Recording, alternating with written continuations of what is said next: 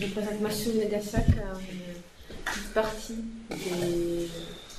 des alumni de philosophie qui travaille maintenant sur sa thèse entre les universités de Toulouse et Wuppertal.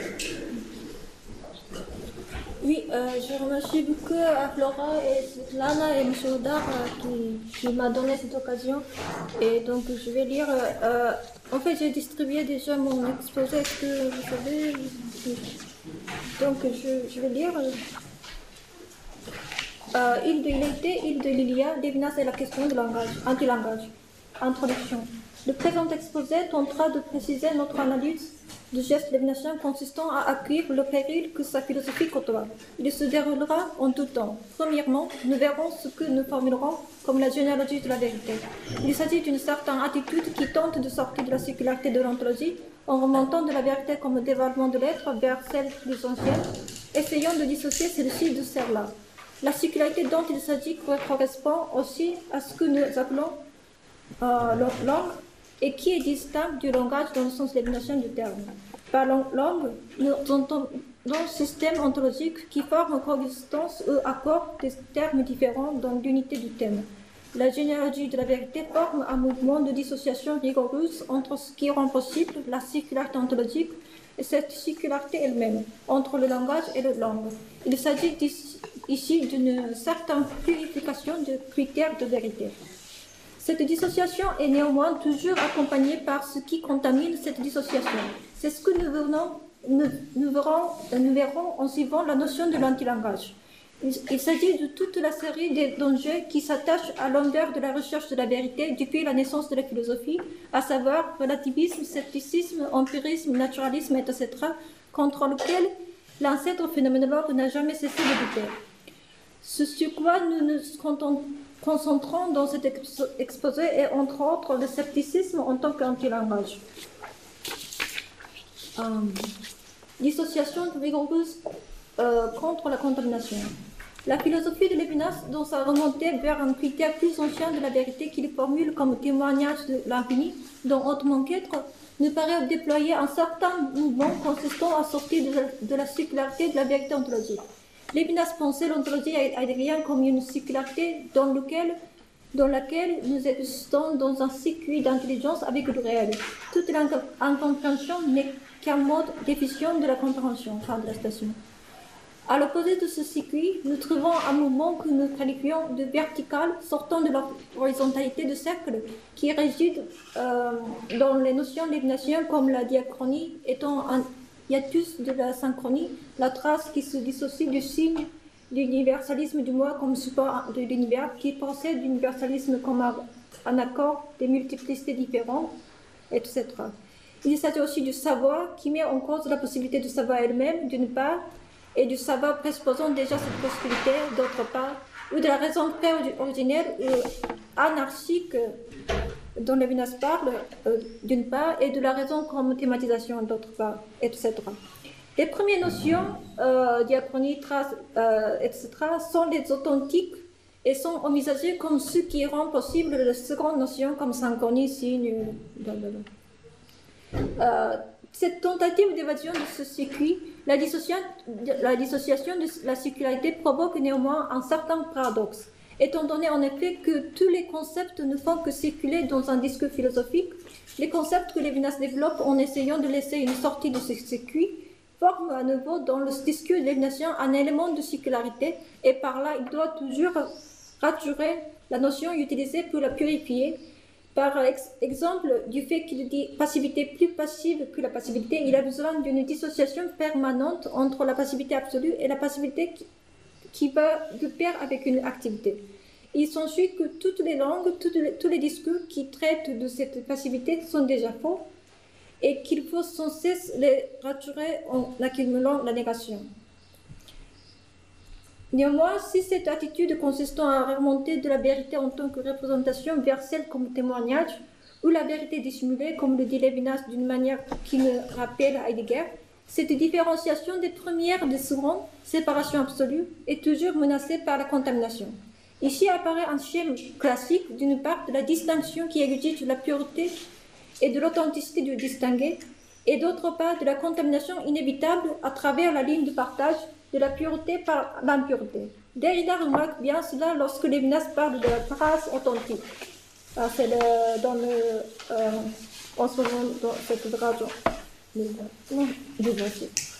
Pour désigner la trace de vérité qui fait corps avec une dissociation rigoureuse entre signe et trace.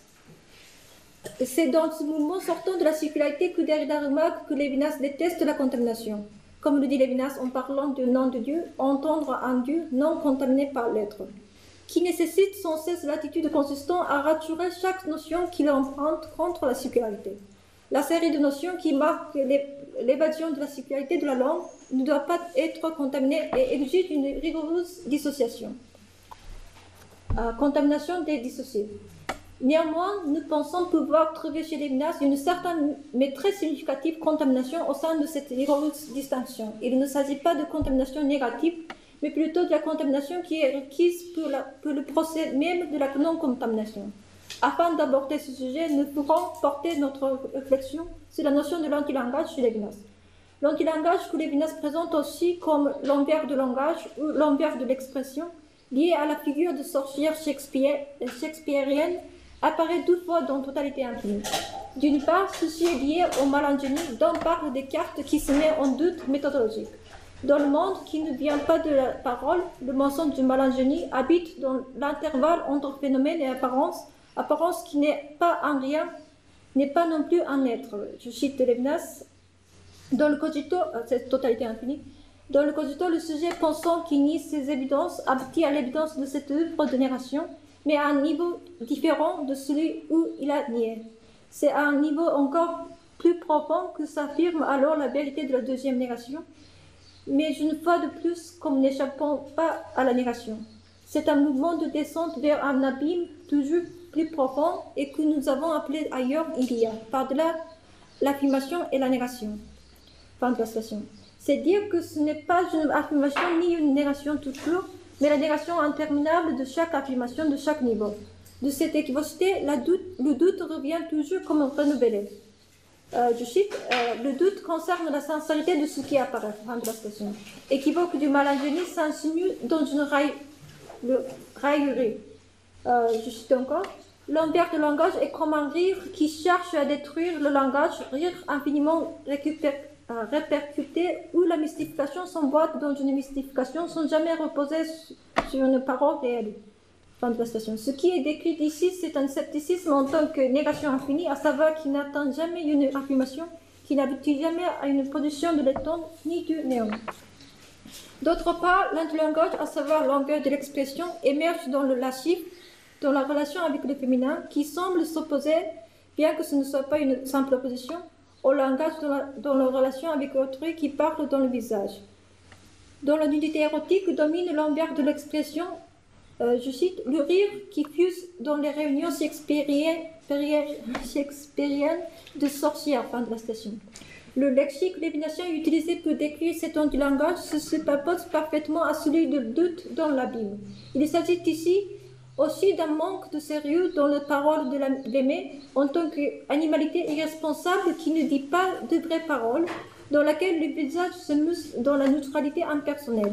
Ici, la nuit dans laquelle le féminin, membre d'une société sans langage, habite, côtoie la nuit comme bruissement anonyme de Lilia.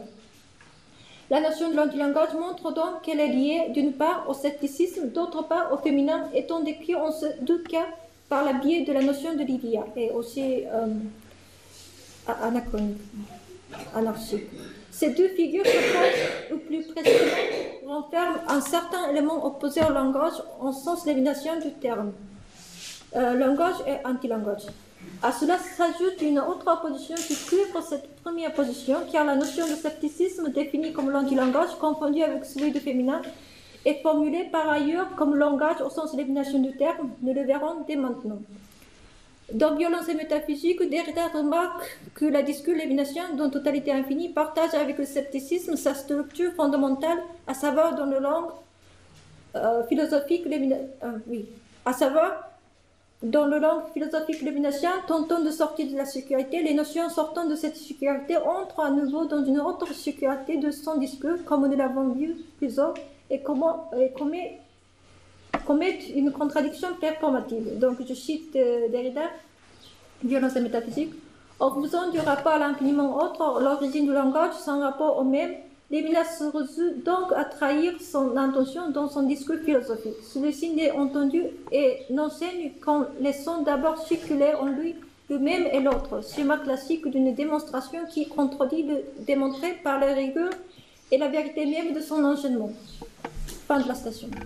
Ici, Derrida paraphrase exactement la réfutation husserlienne contre Henri Gevat dans Idée 1, objection sceptique par rapport à l'évidence de l'observation du soi et à l'alternation. Husserl l'avait réfuté en empruntant la réduction ad absurdum qu'ici Derrida paraphrase, car celui qui objecte l'efficacité de l'observation du soi présuppose déjà l'efficacité du doute lui-même.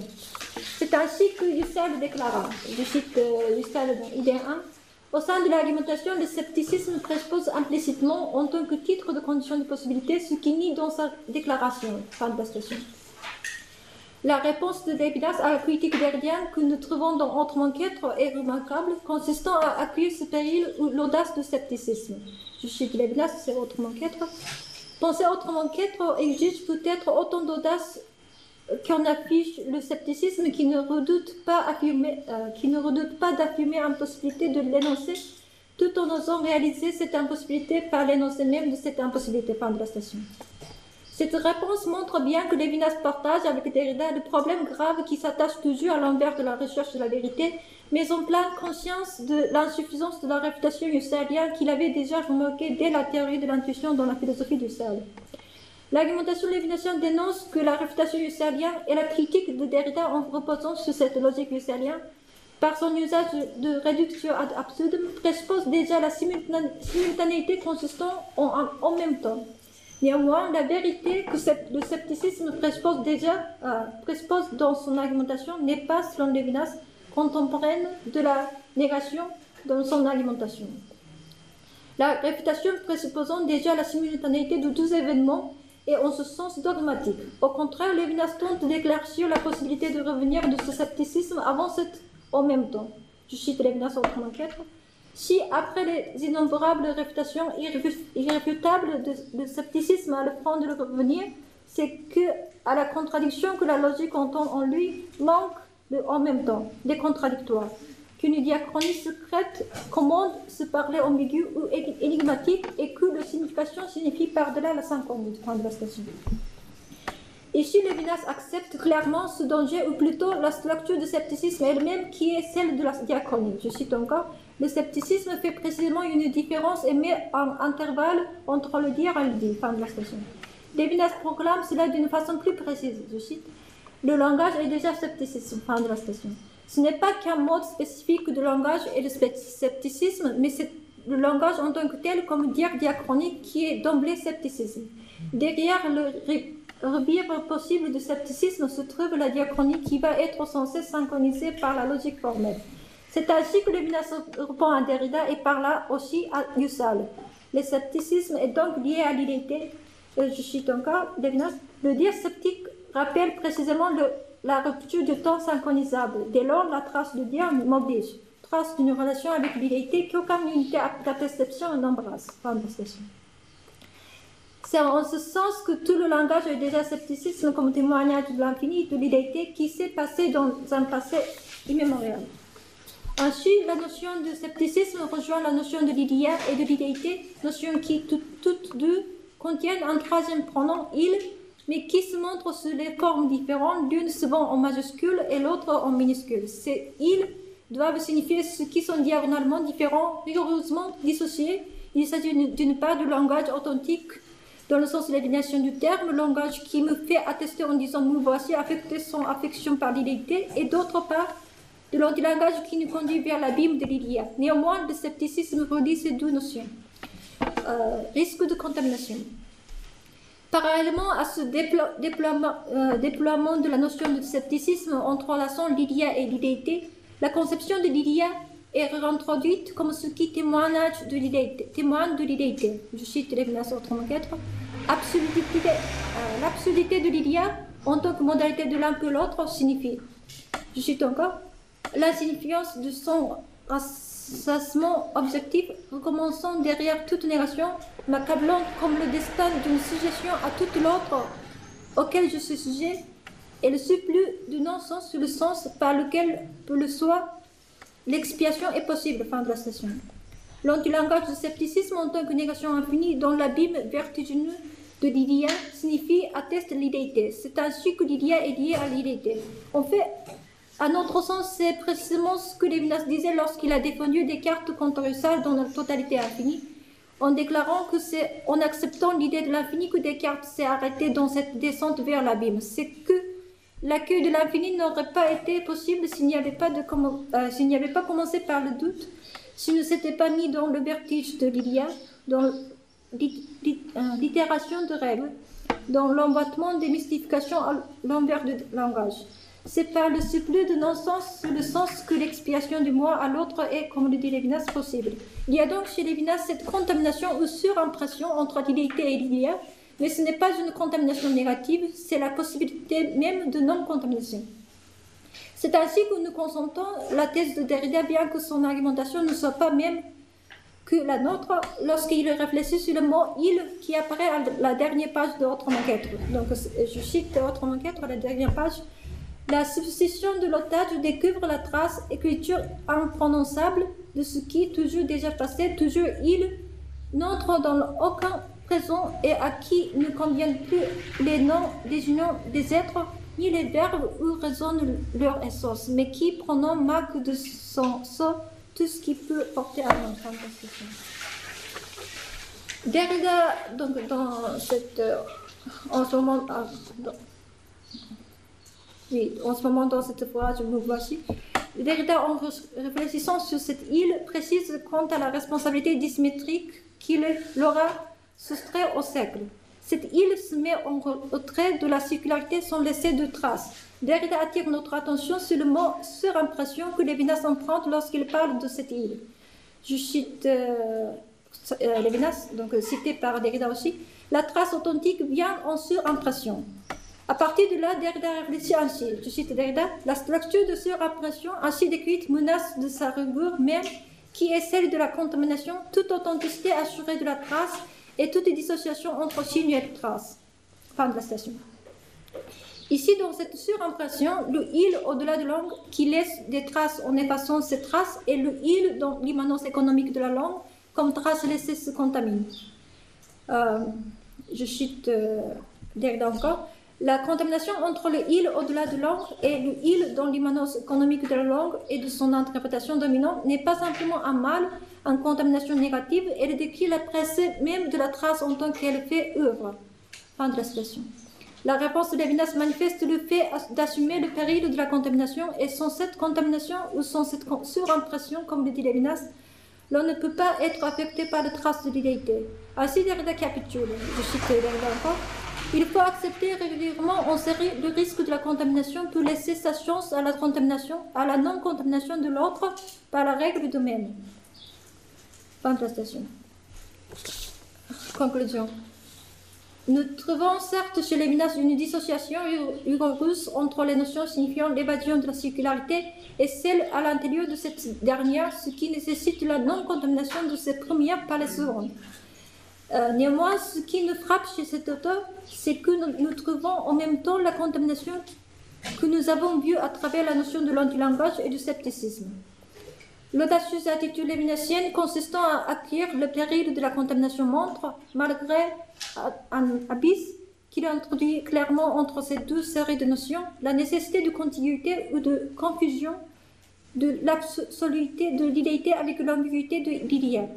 À ce il se superpose aussi, comme nous l'avons vu, l'antilangage du féminin, celui de elle. À cette elle se superpose Derrida, par exemple, ou elle, initiale d'Emmanuel Lévinas, ou elle, Elohim, Dieu en hébreu, qui peut aussi désigner le il de la dernière page de Autrement qu'être. Par cette surimpression, ce bref exposé à chercher le sens de ce danger et appréciera l'impossibilité d'éviter ces périls, sans quoi peut-être l'on ne pourrait plus philosopher, sans quoi l'on ne pourrait pas penser à l'au-delà de possible. Merci.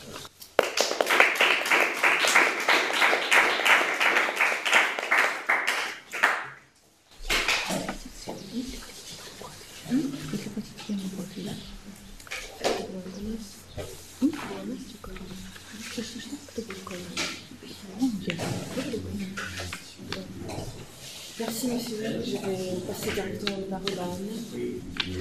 Bon, il y a une petite remarque. Vous avez bien marqué qu'il y a les relations assez complexes, il y a difficiles, il y a entre illité d'un côté et il y a de l'autre côté.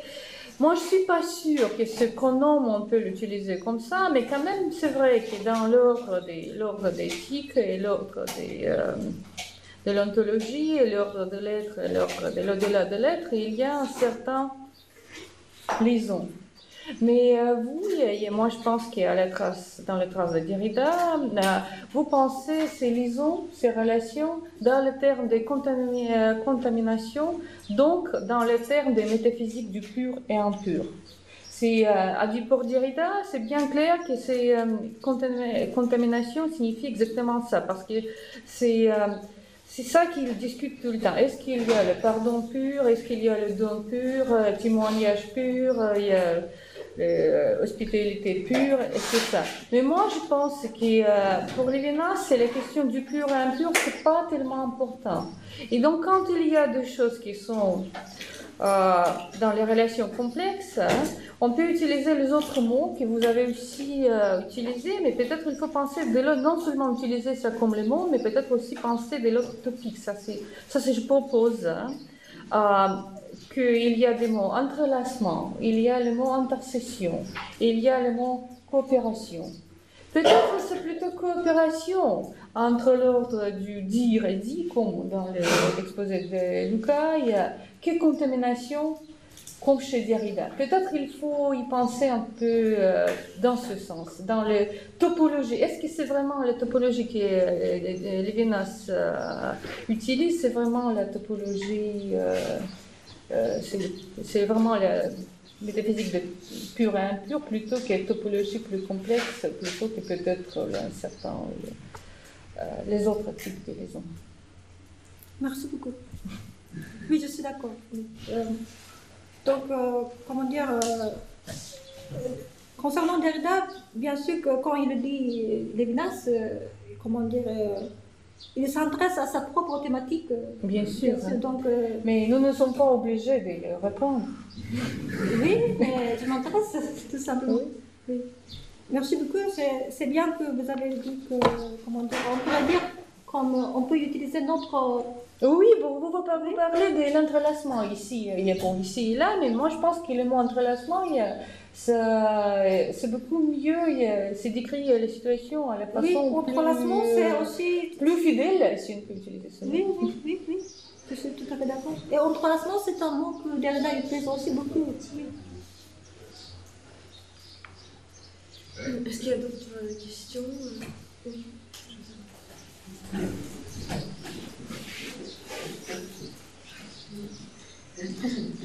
Merci pour votre exposé si stimulant et qui donne beaucoup à réfléchir.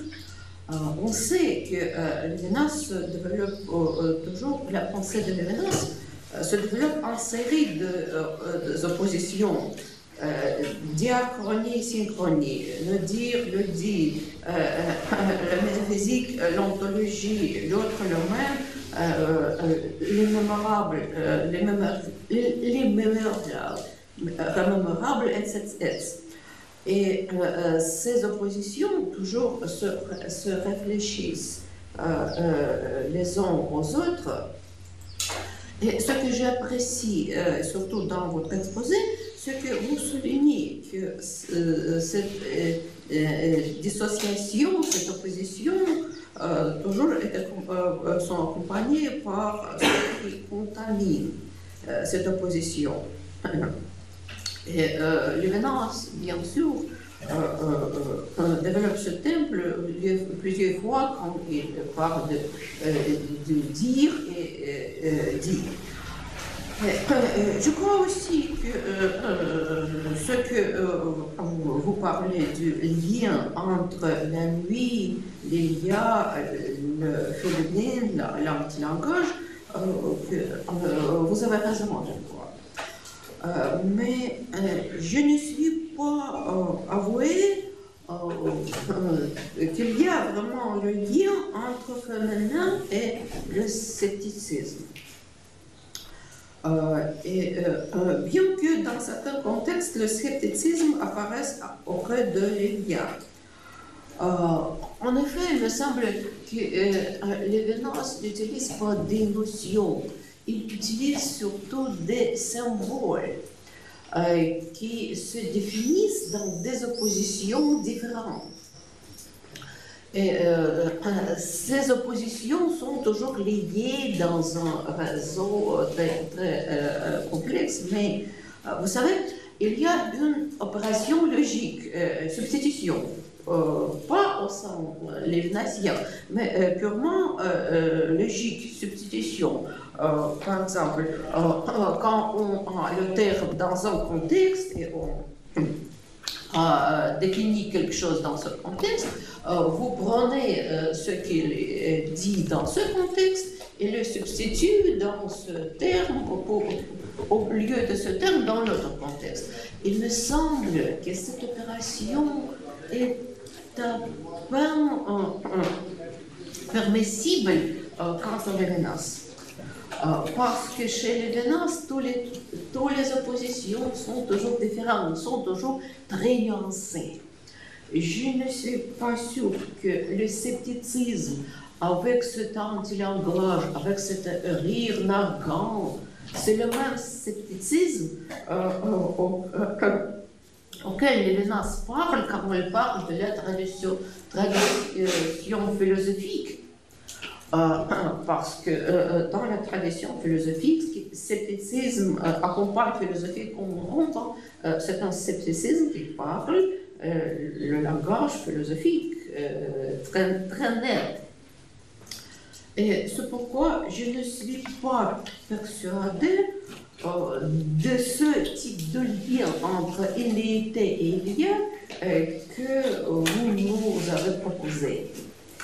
Et encore, je ne sens pas que dans cette expression il y a entre vraiment il comme un pronom.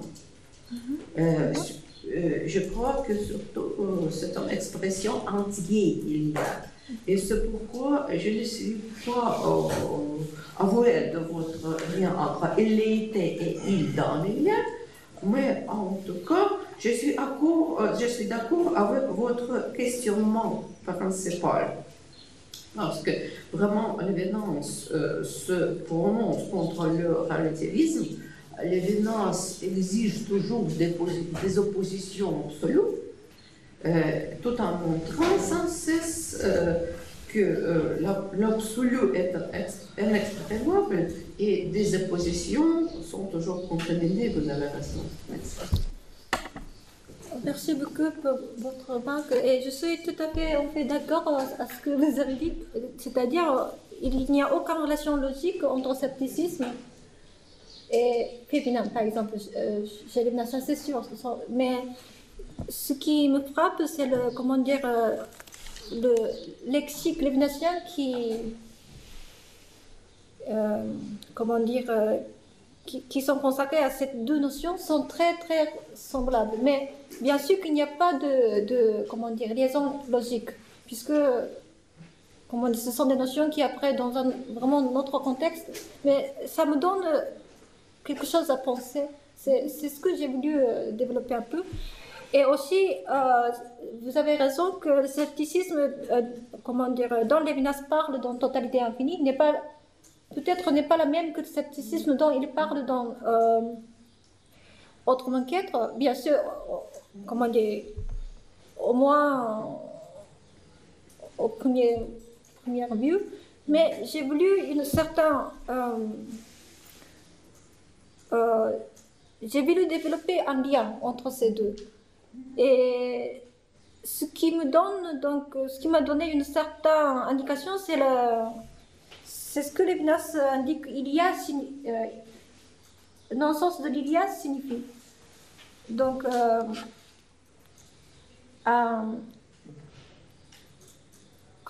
c'est une hypothèse, ce n'est pas, je n'insiste pas, mais c'est une possibilité de comprendre ce que Lévinas dit dans cette place. Et aussi, vous avez tout à fait raison en disant que il de Ilia n'est pas un pronom. Oui. Comment dire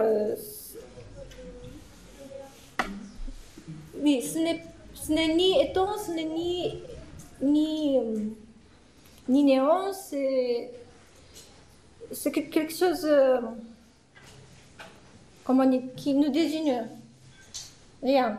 Mais c'est pour cela que je suis vraiment intéressée à lier cette notion à cette île, à île de Iléité. Et ce n'est pas peut-être sans raison, puisque Lévinas lui-même, comme je citais, comment dire, il montre lui-même la liaison entre ces deux notions. Mais bien sûr que c'est une simple, comment dire, idée de lecture et je n'insiste pas. Donc, je pense que ce que vous avez dit, c'est tout à fait, comment dire, raisonnable.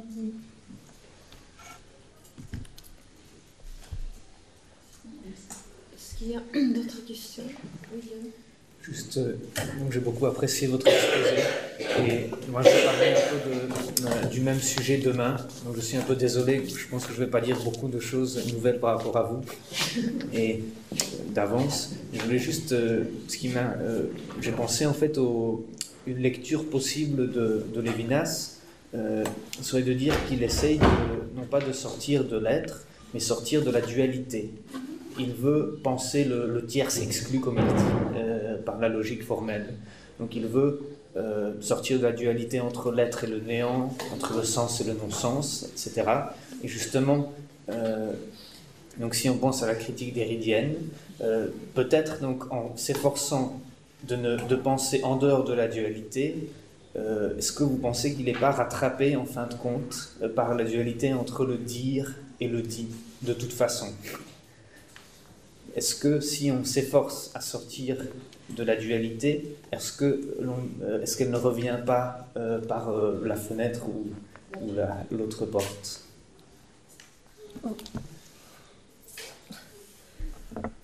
Je ne sais pas si... D'accord. Comment dire? Je pense qu'il y a quand même une certaine dichotomie chez Lévinas. Et ce n'est pas le dernier mot, bien sûr. Mais il y a un certain mouvement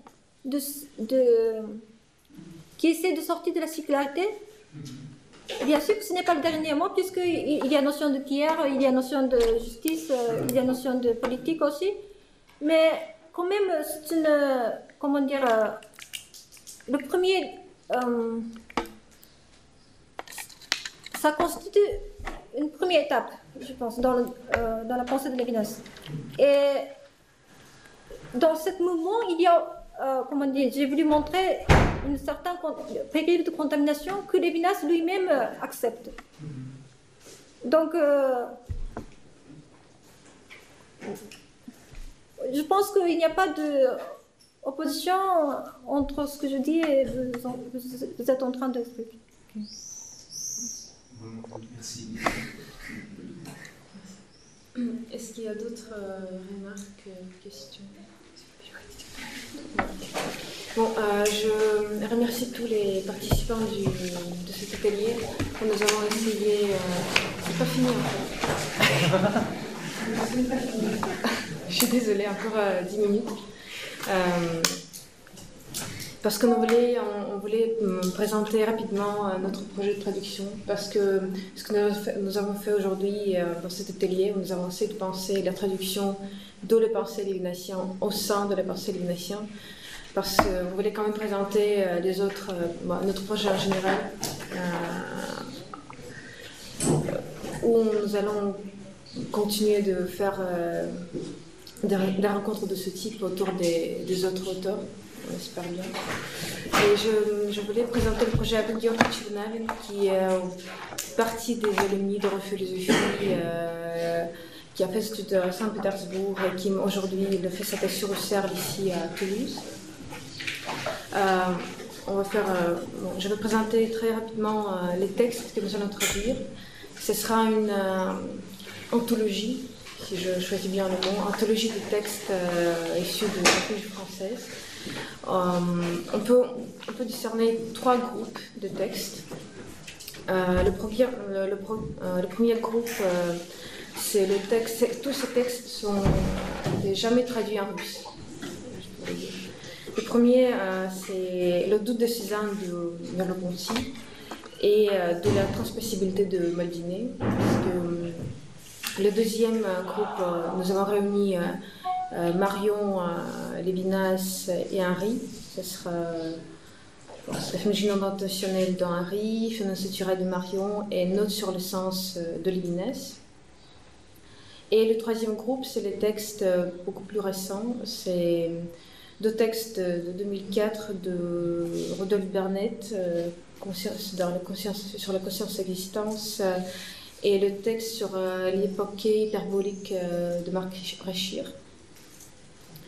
Nous allons donc traduire tous ces textes. Les traducteurs seront, en fait, tous les gens qui participent au projet, c'est les étudiants, maintenant les diplômés, c'est les Russes, et qui sont diplômés d'europhilosophie et qui, en partie, continuent, tous ont continué à faire nos thèses, soit en Europe, soit en Russie. Nous allons travailler avec nos professeurs qui sont ici aujourd'hui avec nous, avec Anna Impolska, Madame Sokoler et M. Strelkov, qui vont écrire les articles qui vont accompagner les traductions que nous allons faire. Et peut-être nous allons ajouter aussi des articles d'autres spécialistes russes de la philosophie française. On espère qu'on pourra faire ce plus élargi. Et peut-être Yorgi va présenter les participants. Oui, merci. Svetlana. Donc, ma tâche est de présenter les participants. On a déjà mentionné, mais je le répète, je pense que c'est important, que les coordinateurs du projet sont Anna Impolska, maître de conférence à l'Université de sciences humaines d'État de Russie, Jean-Christophe Godard, professeur à l'Université de Toulouse-Le Mirail, coordinateur du programme Erasmus Europhilosophie. Donc, je vous présente brièvement les participants du projet. Ce sont Anastasie Editistova, étudiante en thèse de l'Université de sciences humaines d'État de Russie, diplômée du programme Europhilosophie, diplômée en philosophie de l'Université de sciences humaines d'État de Russie. Anastasia Kozereva, étudiante du programme Europhilosophie, diplômée en philosophie de l'Université d'État de Saint-Pétersbourg. Svetlana Sholokhova, diplômée du programme Europhilosophie, diplômée en philosophie de l'Université des sciences humaines d'État de Russie, future doctorante de FNRS à l'Université catholique de Levant. Zinaïda Sokoler, professeur à l'Université d'État de Moscou. Vladimir Strelkov, professeur à l'Université des sciences humaines d'État de Russie. Finalement, moi-même, je suis doctorant à l'Université de Mirail. Tous les participants, sauf Mademoiselle Kozereva, sont aujourd'hui dans cette salle. Voilà. Merci. Bon, on vous remercie pour votre présence.